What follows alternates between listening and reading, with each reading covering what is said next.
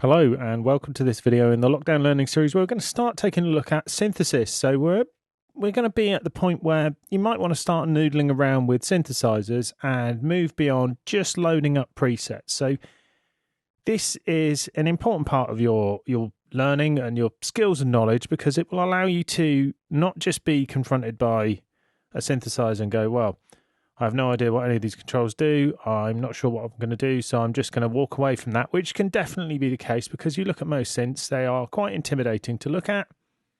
And if you don't understand what all the controls, etc. do, it's easy to just go, well, I'm just going to use presets and not go any further than that. But even just a bit of time spent on learning how synths generate sound and understanding the different elements of them is an important part towards being able to create your own sounds, even if it's just modifying existing presets rather than starting from scratch, because starting from scratch itself can be fairly intimidating when you're presented with an incredible sound which you've heard on a recording. You think, right, I'm going to just program that up from the beginning. It's a bit like, seeing a Tesla and saying, you know what, I'm going to start my own car company. So we won't be going that far, but we're just going to take a look at the basics. So here we're going to be using Retrologue because it's included with Cubase. So I've just set up a instrument track here, and we have Retrologue here, and this is actually on the initial patch which comes with it. So this is just init Retrologue 2. So we're going to take a look at this now. I would advise using a couple of tools. Now, one of them, I'm going to use the channel settings which are here, but also an oscilloscope. So there's going to be a video on the channel in a few days' time about installing plugins because this is a whole big area and it's actually easy to get into the weeds with this. So it's going to take me a while to do this video, but I wanted to get this one out and get you experimenting. So you may not have access to this oscilloscope, but rest assured in a few days' time, I'll get around to doing a video to show you how to put this on. But the other thing is using the channel settings window. So this is your normal channel settings window here, and we're just looking at the spectrum analyzer which is in the EQ. So we're just going to be using this as some analysis. Now I think it's an important part of learning to use the tools that are available to you. So just using your ears is great, and it would be fantastic if we could all just use our ears and instantly hear what's going on. But often, particularly early on, it's useful to use analysis tools because they can help you link what's happening with concrete things such as frequencies and the understanding of things like harmonics, whereas they can be a bit nebulous otherwise. So here we're going to see the waveform as sound plays, and here we're going to see the distribution of frequencies. So if I play a note on my keyboard, we can see we've got a sine wave here. So hopefully you know what a sine wave is. And here we're seeing that in fact it's not a true sine wave because we've got this frequency here which is the fundamental, and that's the tone that you hear, but on top of that we've got some other harmonics on top of it. So it's not actually a perfect sine wave because if it was we'd only see just the fundamental. But there we go. So at the moment we're just hearing effectively this part of the synth. So we're just hearing this first oscillator while the filter and the amplifier are set up. They're not doing anything because the default settings mean that effectively they're just turned off. So the first area I want you to play around with and get used to is the oscillator. So this is what generates the sound. So the oscillator creates the sound, and then the filter and the amplifier, in this case, modify it afterwards. That's why this is called a subtractive synth, because we start off with something, hopefully a harmonic rich waveform, and then we use the filter and the amplifier to subtract from that, and that's why it's called a subtractive synth.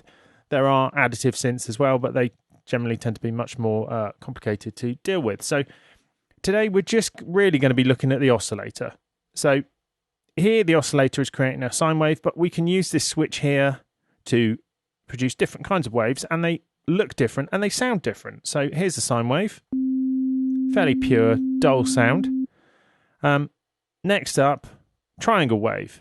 And you can hear that's much sharper. And the reason it sounds much sharper, even though this fundamental pitch is the same, so you see it's still that same C there, but it's got all these extra harmonics present. You can see it's got a fairly angular look to it, but it sounds sharper. And the reason it sounds sharper is because it's got all these harmonics in there. There's high frequencies there. Now, we could filter those out. We'll get to that later on. And we could, if we had the right kind of filter, turn it back into a sine wave. But why would we do that? Well, partly to understand how filters work. The next waveform some people say, well, that's also triangular, but this is known as a sawtooth because it's like the teeth on a saw. It's much sharper. You can see it and hear it. And the reason it's sharper and sounds sharper is because it's got this big vertical change in the waveform. So you'll see that there. So that's what means it's got all these harmonics. So you can see the whole range of harmonics goes much higher than when we're on the triangle waveform, where they drop away a bit more gracefully. Now, the last waveform that this particular synth offers is a square wave. Now, this will depend on the position of this. So I think by default, it actually starts out here, and you get this very thin sounding pulse wave. So you can see most of the time it's just at 0, and then it just goes negative very briefly. It's got a fairly even balance of harmonics until this point where it drops off and back on. But the shape control works with this. So you can see on other modes, it's turned off, but then here it's turned on. And this allows you to control the balance between up and down effectively. It's the duty cycle of the waveform. So at 50%, it will be equal up and down. Although we notice that it's not a perfect square wave. It's not going across and then down and then across. It's got an angle to it. It's got some little wiggles where it changes level. And you can see the balance of harmonics is quite complicated because the even ones are at a lower level, the odd ones are at a higher level. And then as we change this, you see that changes. So we've got all that balance we can change there. Some other controls we've got here. We've got these three really control the tuning. So this is octave, and if you've ever wondered, you see the apostrophe, that means feet because it relates to the length of feet of pipe you would need. This really goes back to organ days. So if you've ever seen a large pipe organ, you'll know that some of the lower notes are really massive pipes that extend the entire height of the church or wherever they're installed. So this is changing the basic octave. And you can hear that difference. And the way we hear things is we hear a doubling of frequency as an octave. So here we've got this at 8 feet, and you can see it's going along about that far for one waveform. So it goes up, across, down, and then back up. So it goes to about there. Now, if I change that control to 4 and play the same note, you see we get twice as many in the same space, and we'll get twice as many again in there, and it would halve going the other way. So there we get sort of 1.5 on screen. There we get 3 on screen and so on. So in addition to that, you can tune it in semitones, a step at a time, and also fine tuning within that semitone range. So that's the basics of the controls. Now, in the case of Retrologue, so most synths actually will have those kind of controls. They may be named differently, but they will typically do the same kind of thing. In the case of Retrologue, we've got different oscillator modes. So we're not going to go through all of them, but the favourite one, we'll go through the greatest hits. The favourite one is the multi. So what this does is this allows Retrologue to have effectively multiple oscillators doing the same kind of thing. So once we turn it on here, by default that would be on 1. So you won't really hear a difference. But as soon as we turn this up, we're getting effectively more voices. So if we turn it up to 2, we've got 2. And they're slightly out of tune with each other in this case. So you've got the detune control here, and it allows you to simulate having multiple synths playing the same sound and really fatten things up. So one of the reasons why older subtractive synths that were analog sound so fat is because they were slightly out of tune. They didn't work technically perfectly. And those differences, particularly in tuning, made them sound the way they do. So you can simulate that here by putting a bit of detune in. Now, if we do this on, there we go, so we can hear that. We get this beating effect, a bit like when you tune the guitar strings and it's getting close. So obviously that's really out of tune, but just a little bit of detuning and multiple oscillators. So let's turn it up. So now we've got a much fatter sound. It sounds like a chorus of synthesizers.